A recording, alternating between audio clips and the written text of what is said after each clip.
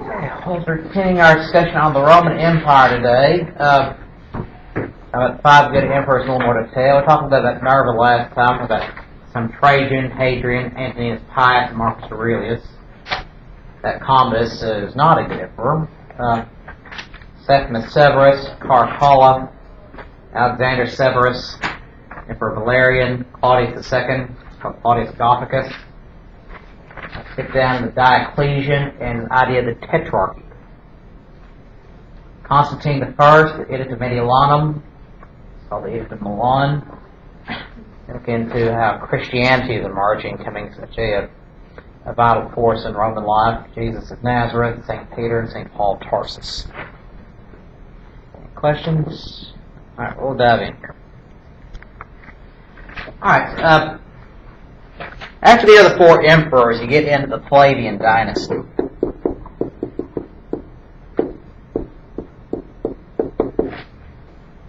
Lasting from about AD 69 to AD 138.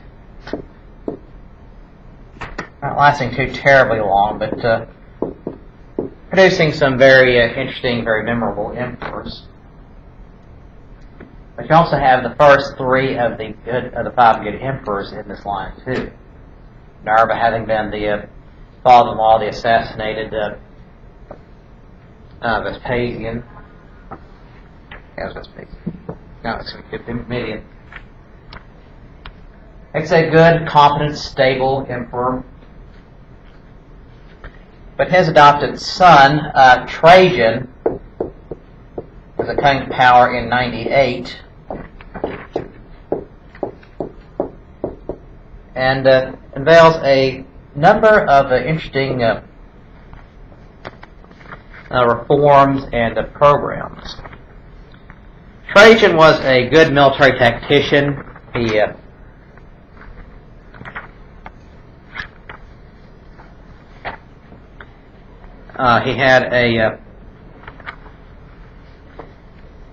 a good understanding of how the Roman system operated,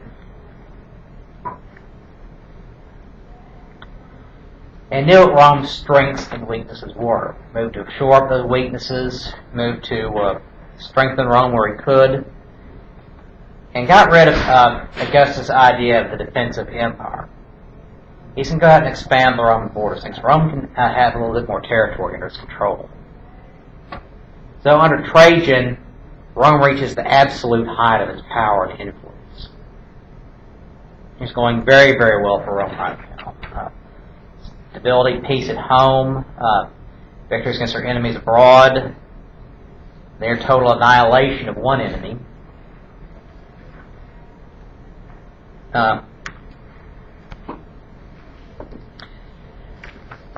But ended up having some problems as well.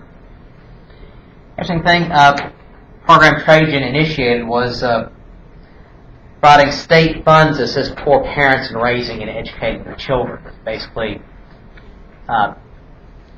helping the poor with the raising their children, give them extra money they need to help make ends meet. It's a very charitable, unusual act for an emperor. But Trajan established it and made it work. He also extended the Roman Empire outward. In 106, he annexed an area called Dacia, which is roughly present-day Romania. That's basically where we get the name from, is Roman. Romanian actually is a Romance language derived from Latin. This area, as you can see here, kind of just above the Danube River, the large new province, and the Romans end up having some problems keeping control over it. It's a big new addition to the empire. In between 113 and 117, he had his eastern campaigns.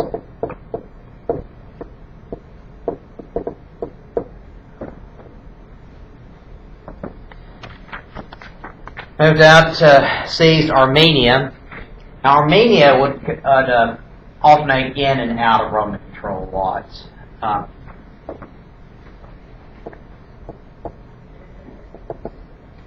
The large area for this point was under Roman control, and particularly went after the Parthians. Now, the Romans moved into Syria and Judea. That was only part of what had been the old Seleucid dynasty, the old Hellenistic kingdoms. Basically, Rome got the extreme western end of it. The eastern end of it, into Mesopotamia and Persia, Rome was not able to gain control of. Instead, a new group seized control of Persia called the Parthians and became a powerful enemy against the Romans in the Middle East. Rome was fighting battles back and forth against them for decades on end. Well, Trajan gets tired of it, marches in, decides to take over the Parthian Empire completely. So he smashes through their defenses, ends up seizing control of Mesopotamia, entire Tigris-Euphrates Valley, and the Parthians themselves end up becoming a tributary state. Essentially forces them to surrender, shattered all their defenses, and forces them to pay an annual, very hefty ransom for them to keep the Roman armies out. It's a very nice addition to the Roman treasury. So Rome's problems in the east were solved for a while at least. But unfortunately, a new group's going to seize power in Persia. The new Persian Empire is going to end up creating problems for the Romans. Latter years of the Roman Empire and into the Byzantine Empire era.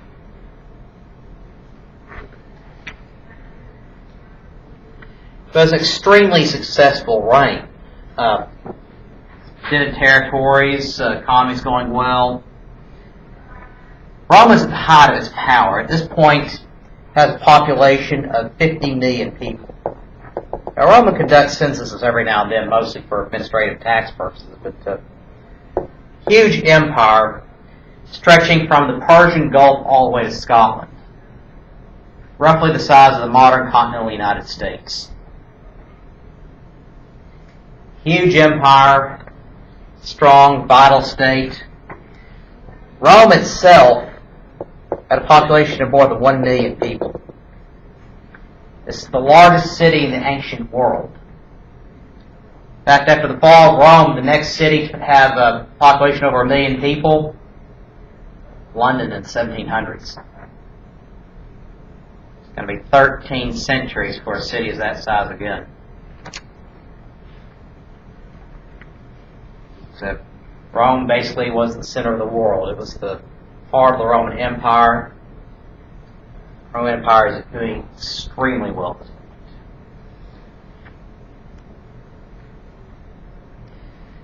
But towards the end of Trajan's reign, there were some problems. Trajan realized probably he'd overextended himself a little bit, recognized they probably wouldn't be able to hold Mesopotamia for long, so he pulls back into Syria. Hadrian comes to power. Hadrian, solid and stable, but like Trajan, is interested in constructing public works, new aqueducts, bridges, roads, and so forth, harbors, building, expanding, and refurbishing what Rome had already. Hadrian redoubles the effort started under Trajan. But Rome's pulling back a little bit. They pull back from Mesopotamia, and they're having problems with the Picts and the Scots up in Scotland. So what Hadrian does is goes to, as his engineers in Northumbria, build something called Hadrian's Wall. There's this long wall, these defensive fortifications along it that basically keep the Picts, the Scots, and all these other groups from storming into Roman Britain. Rome had come into Britain, what is now England. Had a very successful rule there. The city of London actually was founded as a Roman trading post. And Londinium, as it was called at that point, was a thriving city.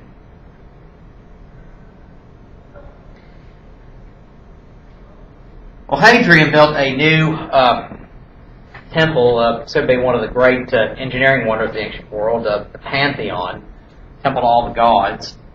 It's actually still surviving in Rome to this day.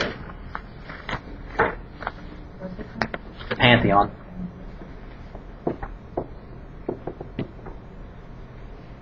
One interesting thing about Hadrian's Wall, that area more or less is considered to be the border between England and Scotland today. How influential it is still, large portions of it still intact.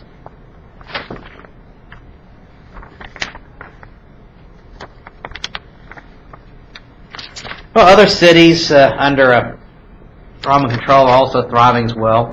Here on page 158, see the major trading routes back and forth. As you get back and forth to different parts of the Roman Empire across the Mediterranean in just a couple of weeks. Thriving trade centers across the Roman Empire. Times are good for the people. Very satisfied with what's going on. So other cities of note are Alexandria in Egypt, has a population of 300,000.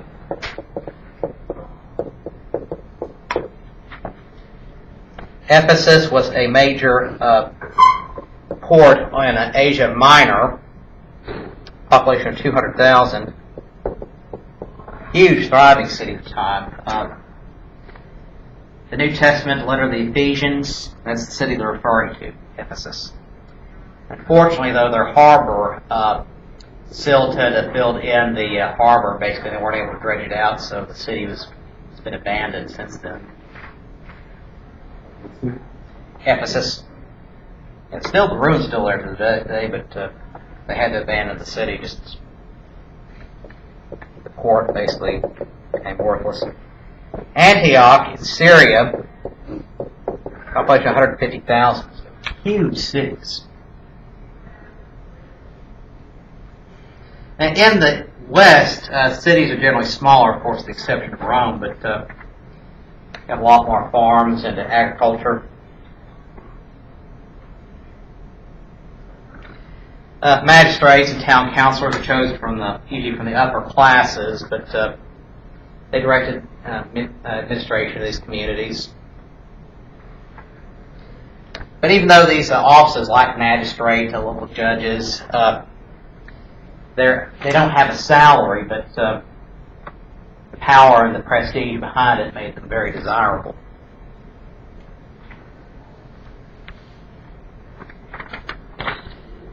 But unfortunately, though,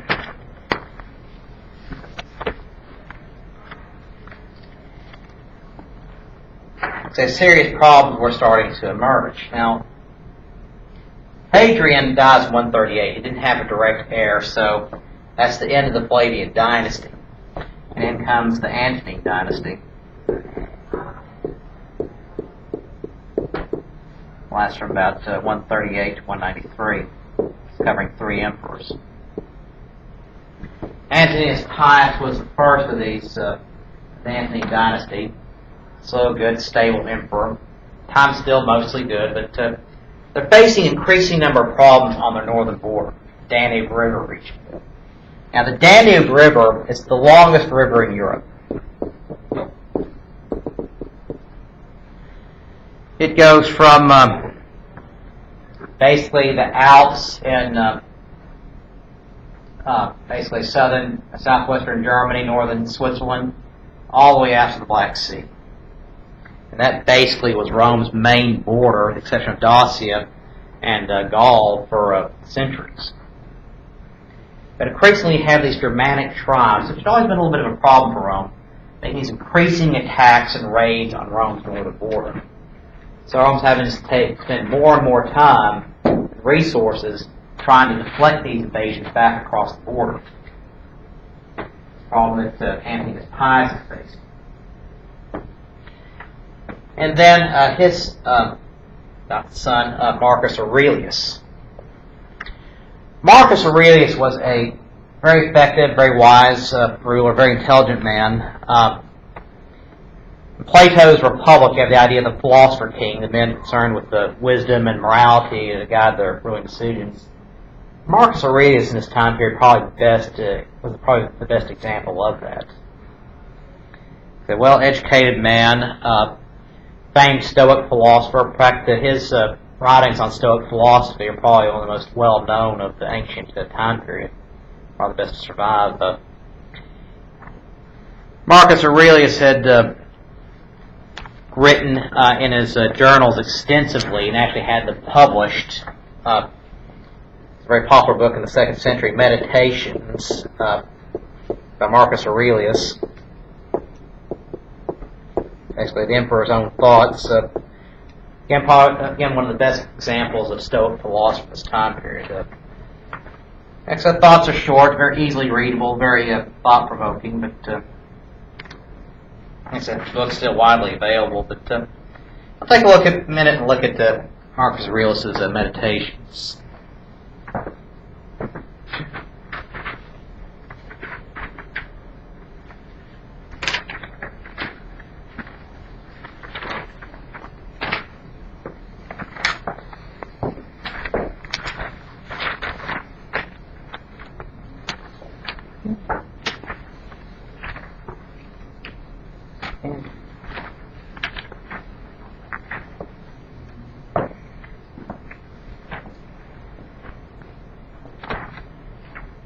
Now, with a lot of Stoic philosophers, a lot of concentration on death, and that kind of seems kind of morbid. But he writes here, he who acts unjustly acts impiously. Since the universal nature has made rational animals for the sake of one another, and help one another according to their deserts, but no way to injure one another, he who transgresses against her will, that is the will of nature, are clearly guilty of impiety towards the highest divinity. He too who lies is guilty of impiety to the same divinity, for there the universal nature of things that are. Things that are have a relation to all things that come into existence. Basically, the Stoic idea of there's an order to the universe, and you have to accept it. Go along with the flow of the universe. That part of that is everything serves a purpose. People are here to help one another. It's part of our nature. But also responsibility to the truth, to seek the truth, because that is part of the universal order. Of course, kind of the depressing part here, it would be a man's happiest lot to depart from mankind without having any taste of lying, hypocrisy, and luxury, and pride. However, to breathe out one's life when the man has had enough of these things, next best voyage, as the saying goes. Do not despise death, be well content with it, for this too is one of those things which nature wills. For such as it is to be young and to grow old, to increase and to reach maturity, to have teeth and beard and gray hairs, and to beget, to be pregnant and bring forth, and all the other natural operations and seasons thy life bring, such also is dissolution. This then is consistent with the character of a reflecting man. Neither careless nor impatient nor contemptuous with respect to death, but to wait for it is one of the operations of nature. It's basically, you're going to die, get used to it. For wipe out imagination, check desire, extinguish appetite, keep the ruling faculty in its own power. It's basically the idea, don't let your imagination run away from you. Don't let your fears overtake you. Use your rational thinking mind. I said a couple others here. One of them was, think no more of what is moral. Just act. Don't spend your time wasting weighing decisions one or another. Just know what the right thing is and just do the right thing.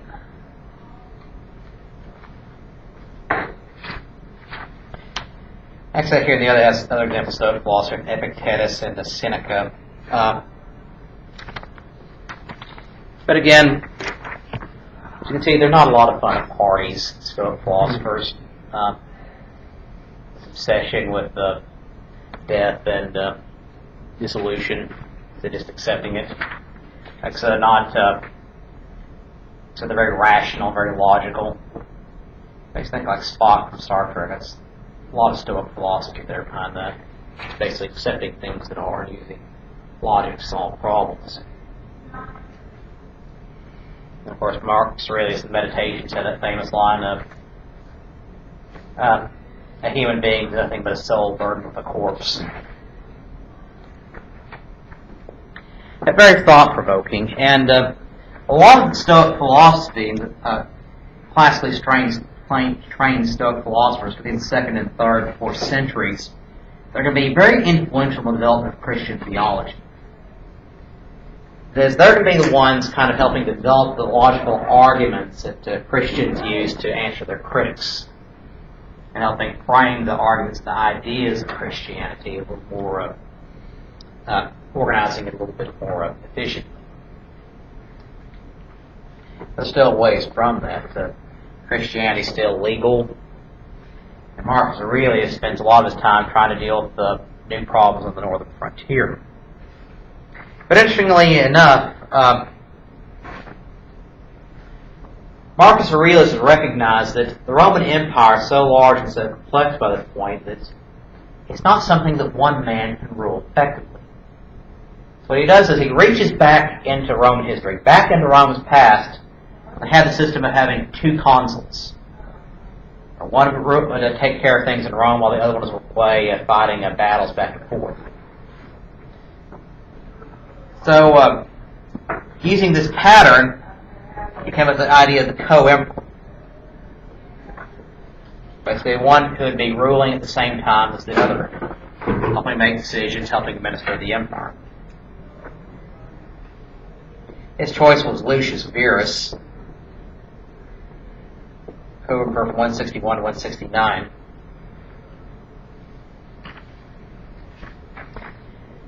Well, it's fightings continuing at the northern frontier. And at one point, Marcus Aurelius is doing so well, they're actually considering annexing the area of Bohemia, which is basically Czech Republic, areas of southern Germany. But they recognized that'd probably be too difficult to administer and maintain, so they decided against it. As for his successor, he was having some problem deciding who it should be. There are different ideas and different choices, but each one had certain distinct problems. And ended up going with Commodus, his oldest son. Commodus was a little flaky, a little not quite as bright as the old man, but Marcus Aurelius was thinking he'd grow into the job. Very afraid of being the biggest blunder that Marcus Aurelius ever had. Yeah, Marcus, his son. Marcus Aurelius died in 180. Commodus becomes emperor. It's the reason why he's not considered one of the 5 good emperors. He had men who were stable, not corrupt, very efficient, emotionally stable, intelligent. Commodus was none of those.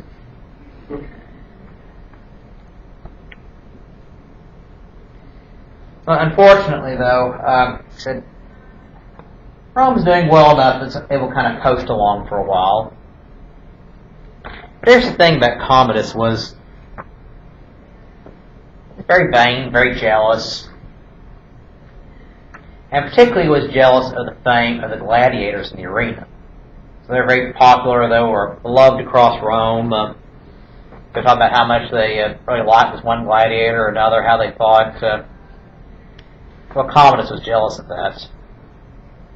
And so what he ended up doing was started dressing up as a gladiator, wandering around the royal palace dressed like that. So not these nice formal flowing robes, not looking like a dignified man, but a man ready to go out and kill someone with his bare hands in the arena. And he actually performed in the gladiatorial arena, gladiatorial matches. No.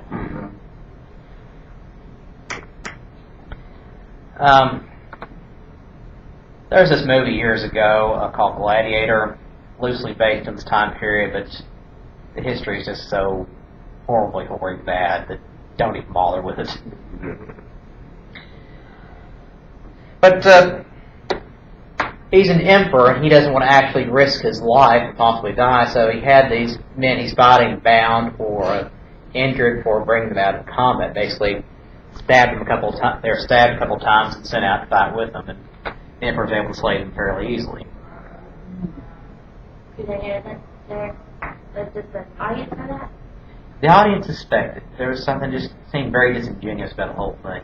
Mm-hmm. He wasn't like just. Basically, he wanted this love and adoration automatically. He didn't want to have to earn it like his father had done or anything else. Yeah. He's got all the gladiators wandering in and out, trying to get all the big celebrities of Rome surrounding him. People were just tired of the guy. Butchering people left and right. He's playing gladiator. He's just ignoring his job. And so finally, one day in 193, Praetorian Guard just lets this one gladiator wander into the royal palace. Later comes in and strangles Commodus. So he... A problem though, Commodus didn't have clear air, so there's this period of civil war here for a while. And eventually this one African general, Septimus Severus, comes to power. He is African here from North Africa, CPA 169. Remember, Rome isn't just Italians, it is people from really the entire Mediterranean region, including North Africa. He had married a Roman noblewoman, had a couple of kids together.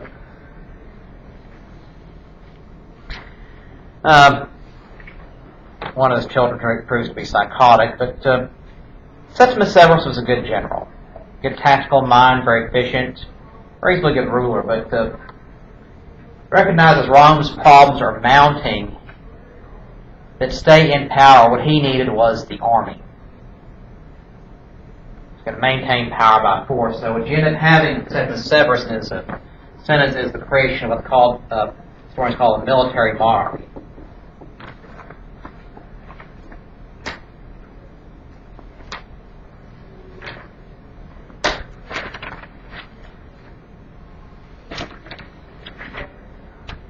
Well,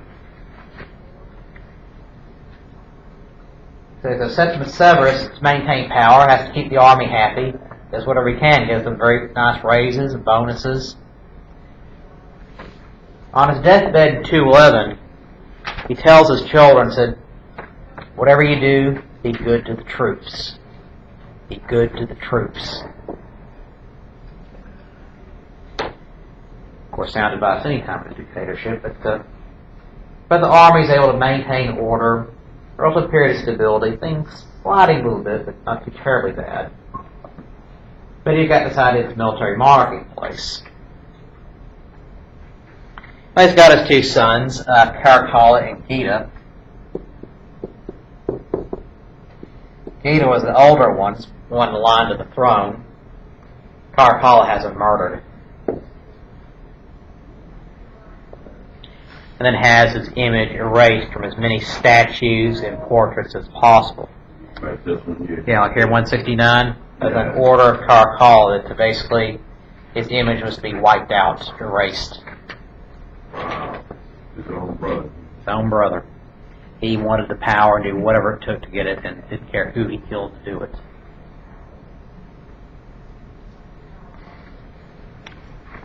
So that's the reason behind this charming family portrait the way it is.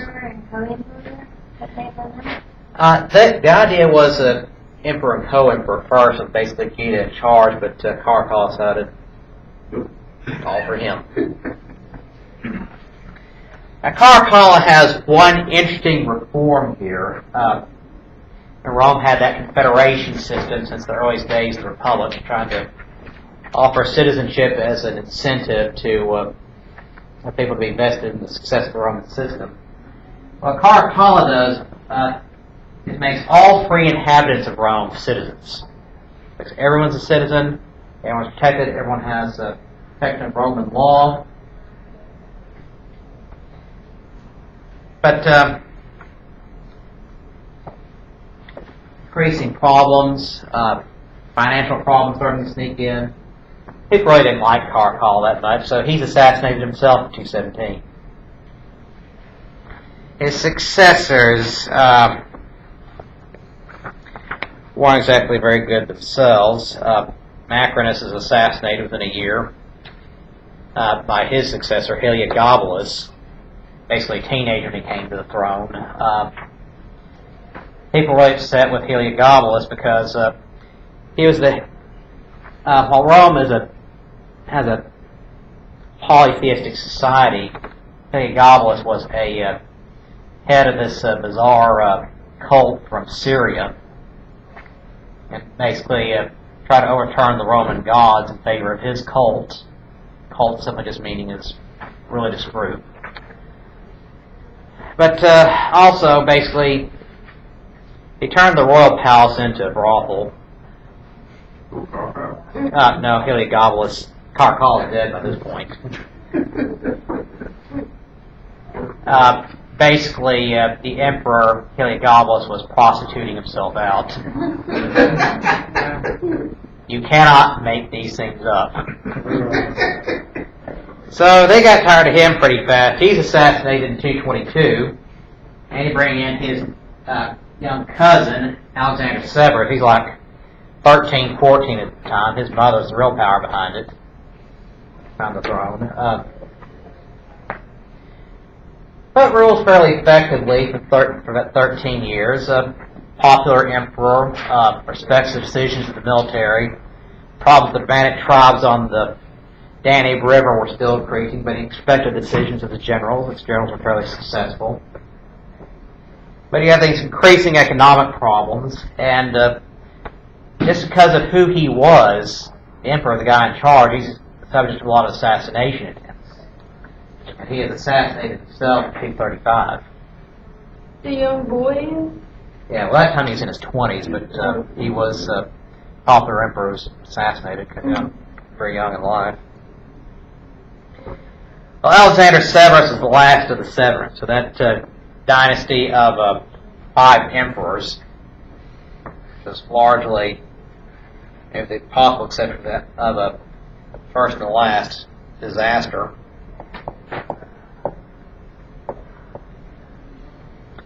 And now you've got big problems. The next 50 years, Rome disintegrates in a civil war. Different factions trying to seize control of Rome. You have no stable, long-lasting emperorships. Between the end of the reign of Alexander Severus and the beginning of the reign of Diocletian in 284, again, those 49 years, you have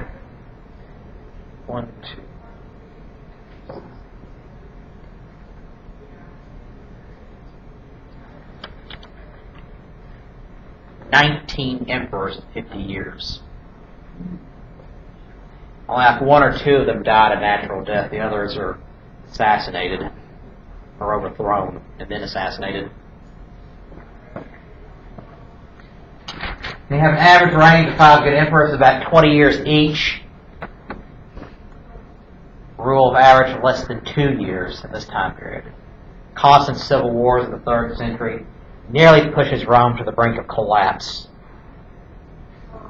They're facing these external enemies, a renewed Persian Empire threatening the east, the Germanic tribes threatening from the north, and problems from within. The economy collapses because of the continuing civil wars, because if he wants to travel back and forth, he might be running into these rampaging armies. Inflation's through the roof. The people are suffering. Plagues, epidemics. Rome barely managed to pull through. Actually, I have a couple of interesting characters in between here. Valerian, a little longer reign, 253 to 260.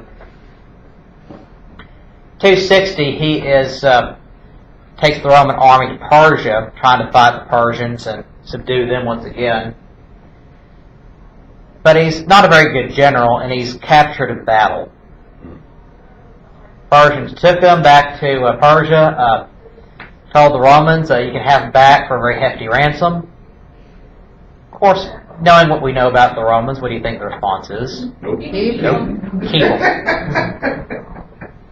So he got captured in battle. It's his own fault. They declared the throne vacant, let Valerian die in custody, chose somebody else. But of course, they're still fighting over that. couple emperors down the line, you have Claudius Gothicus. Very popular general from the Danube River area. So due to a number of these tribes, one tribe's called the Goths. Wasn't able to completely defeat them, to put enough defeat on them. The Goths were not a problem for Rome for many, many years afterward. Forget the term Gothicus from Claudius, conqueror of the Goths. Attempted to restore stability to Rome through his rule, but he's assassinated in 270. A couple emperors later, you have Aurelian coming in.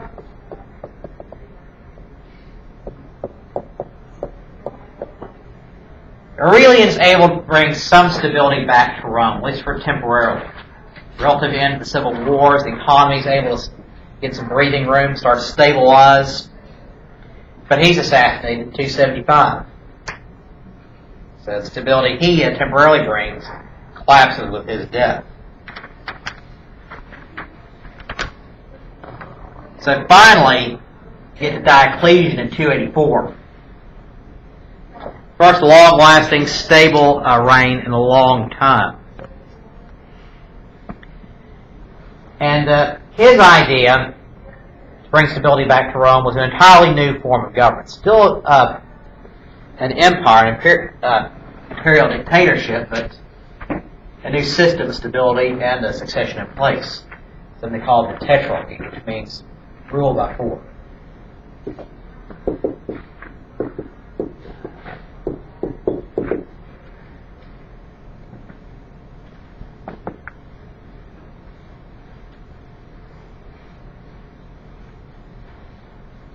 Here's how the system would work.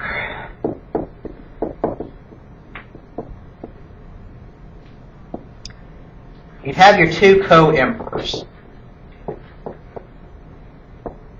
They'd be called, given the title Augustus. Of course, plural Augustus would be Augusti. They both come to power together, rule together.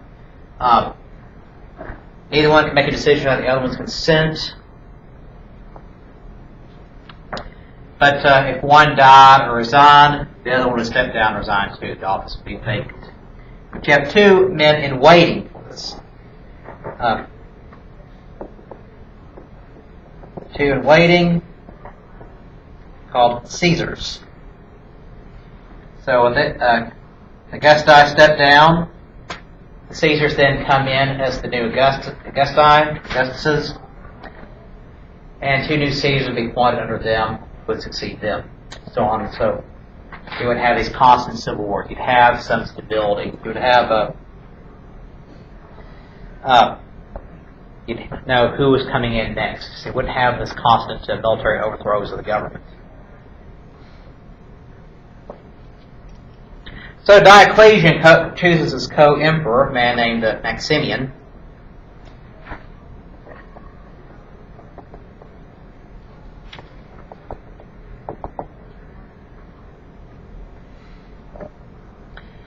The empire would be divided into 4 prefectures. There's one area that each of these 4 men would be ruling directly, but the Augusti could overrule anything the Caesars did. Basically, day-to-day administration. You can see is how they're doing that here on page 181. Prefecture of Gaul included Spain, was now France and Britain. Prefecture of Italy, basically North Central Africa, Italy, Switzerland, that area there. Prefecture of Illyricum, basically Greece and Albania. And Prefecture of the East, which is basically Eastern Libya, Egypt, Asia Minor, Syria, Judea, that area. Basically, it's a stable, functioning system, and as long as people stay faithful to it, it would work.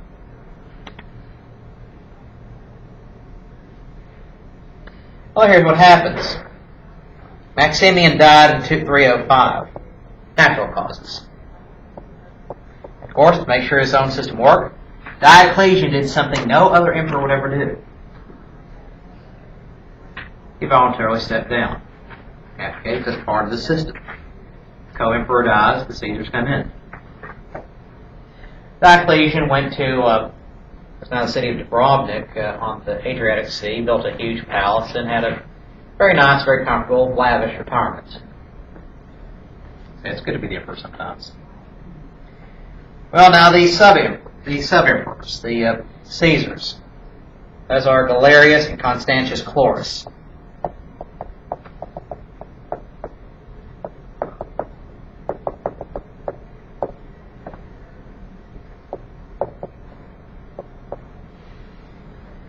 Fortunately, though, where Diocletian was a believer in his own system, his successors were not. Constantius Chlorus dies in 306, and Galerius just keeps ruling on his own until his death in 311. Now, so under Galerius, you have the last major wave of persecutions against Christians. You have them periodically or so often throughout the 2nd and 3rd centuries. It's disastrous in many respects. Thousands of people were killed. Usually they might start with the Pope first. Being Pope wasn't the nice cushy job it is today. It was very dangerous. When you're head of the church, you're the first target of these persecutions. Most of the popes of the 1st century were martyred, that is, martyred just for their faith, starting with St. Peter. But Galerius is continuing this wave of persecutions against Christians. Until 311, he issues the Edict of Toleration,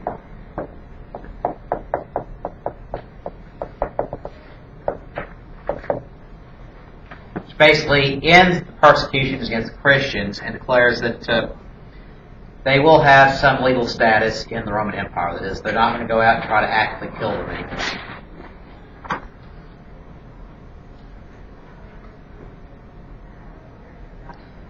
But Galerius dies in 311. And now there's a huge fight again over who's going to be the emperor. Because remember, that nice tetrarchy system that Diocletian set up, Galerius tears down, and now the no Caesars become Augustus. So it's coming down between two generals.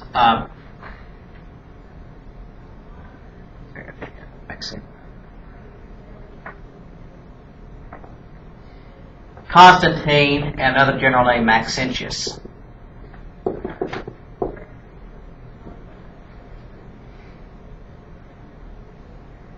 I was coming down to the final battle here in 312, the Battle of the Milvian Bridge. They're meeting, the armies are gathering. They'll be fighting the next morning. With Mormon's story, Constantine had a revelation in a dream that night. Fiery cross falling from the heavens, and the words, "In this sign you will receive victory." In hoc signo vinces.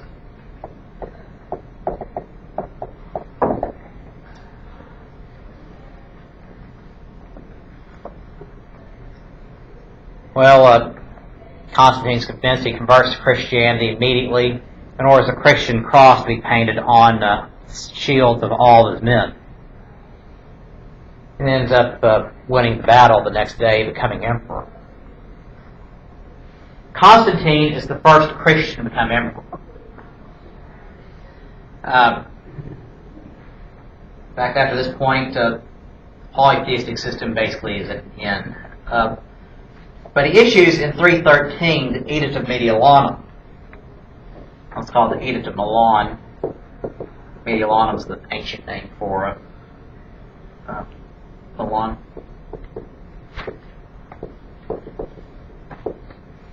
Which he declares with his co-emperor, he brought that back,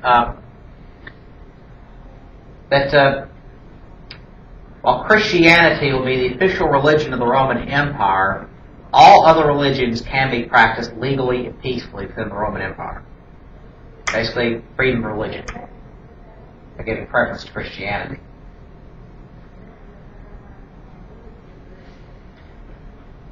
Well,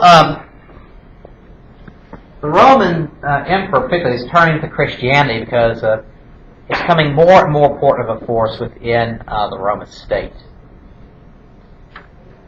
And as a potential unifying influence where Rome really had very few left, who were not rallying behind the emperor because see all these constant civil wars. No one's going to rally behind them. Some guys will probably be dead next week.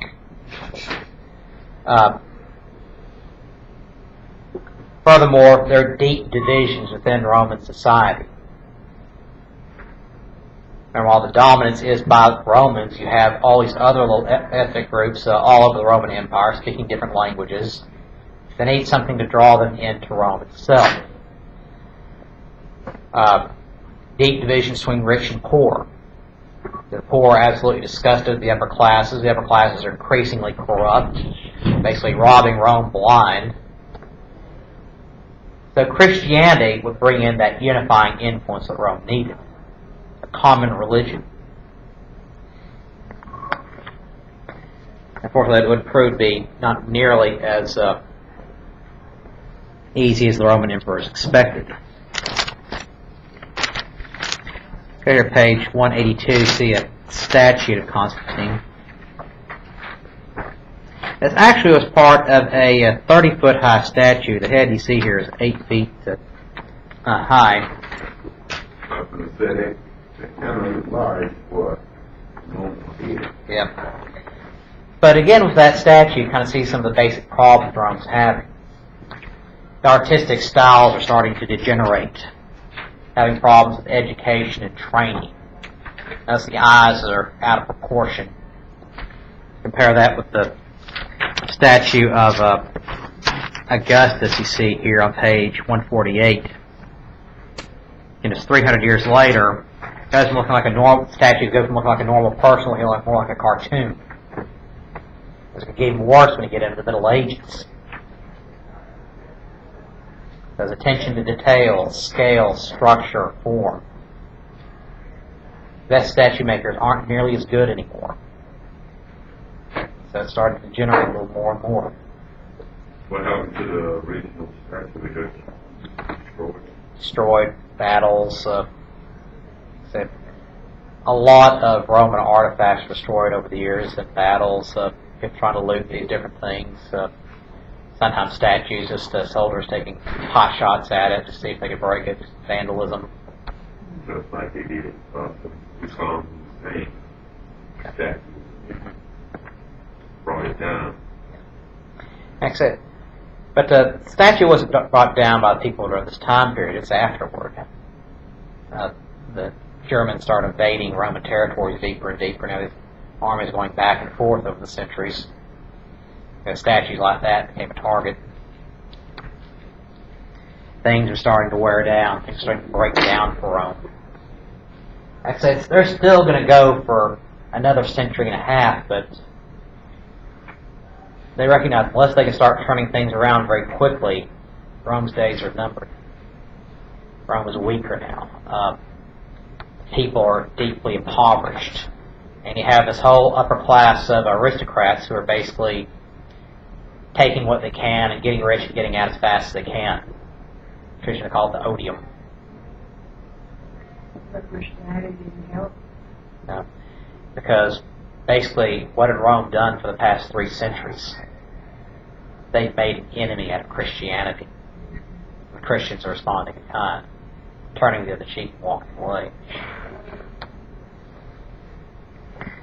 So another time or place it might have worked, but the emperor seems very disingenuous. The upper class of the aristocrats who are pushing Christianity are seen as so corrupt that they're seen as hypocrites. It's a joke. That Constantine's own mother converted to Christianity. She would actually, she went to Judea and tortured a bunch of people trying to find artifacts from Jesus' life. Again, kind of missing the point a little bit. Mm-hmm. Let's dive in. Let's talk about Christianity a little bit more.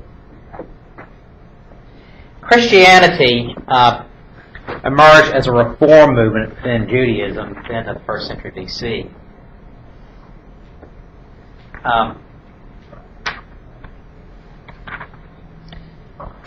Now, the Romans entered the area of Judea about 63 BC. And Judea came under a Roman procurator by 6 AD. But the Jewish community was very divided on just what to do with the Romans. Very intense debates. What are we going to do? They're here. We're going to get rid of them. We're going to live with them peacefully. What to do? And if you read the New Testament, all the arguments that Jesus having back and forth all these different leaders, you see those divisions. It's not a unified Jewish society, but a deeply divided one.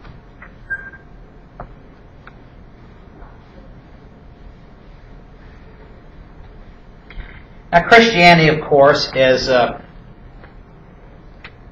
about the birth, death, resurrection, and ministries of Jesus of Nazareth. Now, been a lot of dispute on his when he was born, where the theologians and historians are pretty convinced he was not born on December 25th, 1 AD. Probably born in the springtime. And probably, maybe sometime between 4 and 6 BC. But again, not exactly sure. Pretty certain day of death, AD 29. Did they have that leap year wrong back then? Oh yeah, in fact, it's one of the things I had added in the leap year. But if he was 33 and he died the 4 BC birth date, that matches up better. But comes from a very modest background. Father was a carpenter. Joseph. David's resurrection in the Roman Catholic Church was celebrated for a couple hundred years on the actual day of crucifixion, traditionally falling on the Jewish calendar around April 15th. But the church later decided that they would keep the Easter Mass on Sunday. What was the original date? Falling on the Jewish calendar, it'd generally be around April 15th. April 15th. April 15th, AD 29. But you have these extreme groups fighting over what to do with the Romans. One group was the Sadducees. Believed in rigid adherence to Hebrew law. So they're sticklers for the rules.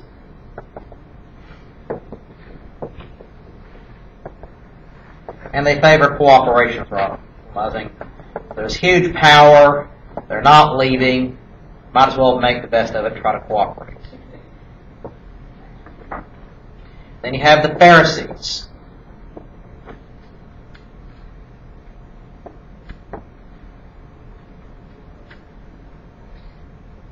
They also, like Sadducees, believe in a strict adherence to Hebrew law and ritual.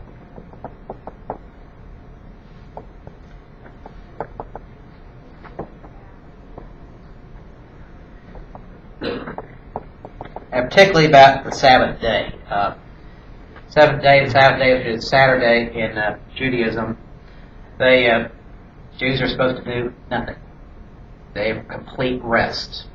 Not supposed to If you work cook or anything, work. you're supposed to be stoned to death. Yeah, exactly. They're very particular about that. And so, New Testament, they get mad because Jesus is healing people on the Sabbath day. So you can't do that. It's Sabbath day. They don't like the Romans, but they want to free Judea by peaceful means.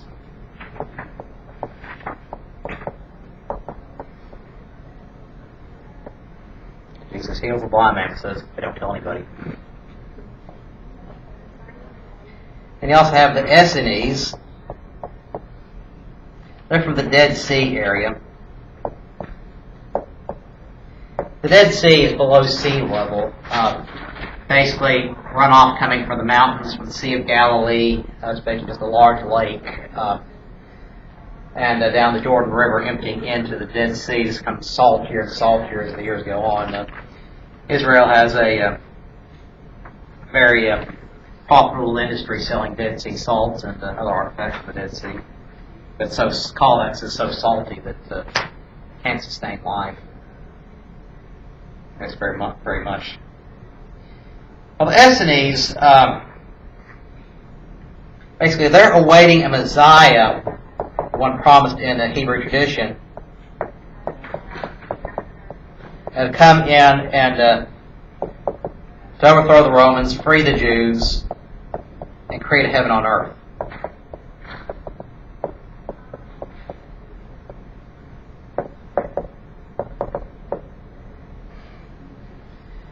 The Essenes.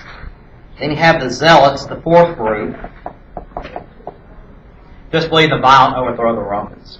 Revolution, overthrow them by whatever means necessary.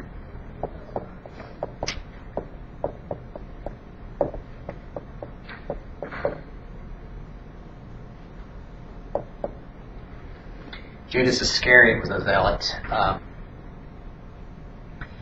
In 66 AD, the Zealots organized an army and basically declared war on the Romans as we have that great uprising to the destruction of Jerusalem by 69. The holdout of the Zealots at the top of the Mount Fortress of Masada until the Romans killed them all. Basically, that's where the Zealots, that was that group. So into all this, enter Jesus of Nazareth. Now, his ministry only lasts about 3 years. The writings we have of him, the four Gospels, kind of accepted. That is it's more than you have written about a lot of important figures in this time period. But it is accepted as the Gospel by Christians.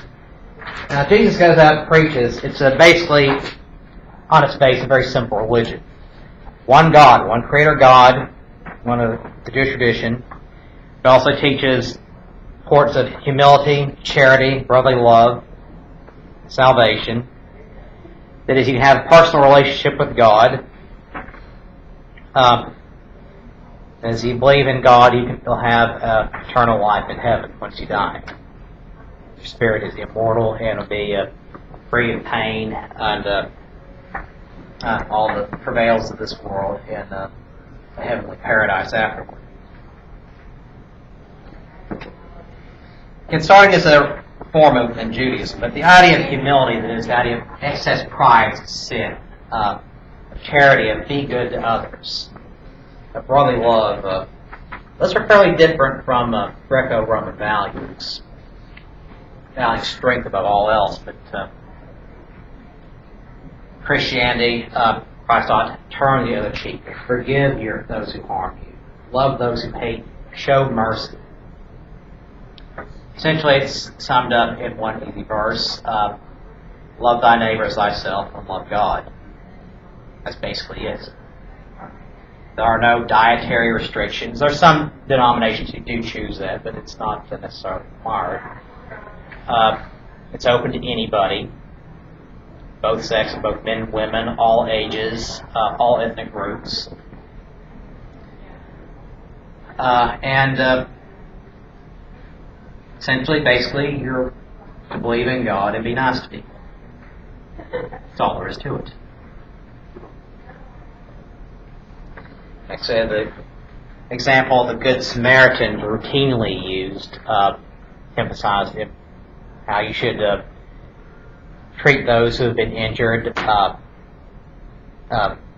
take care of them, even if they're a stranger in your land. Don't ask what kind of person they are, just help them.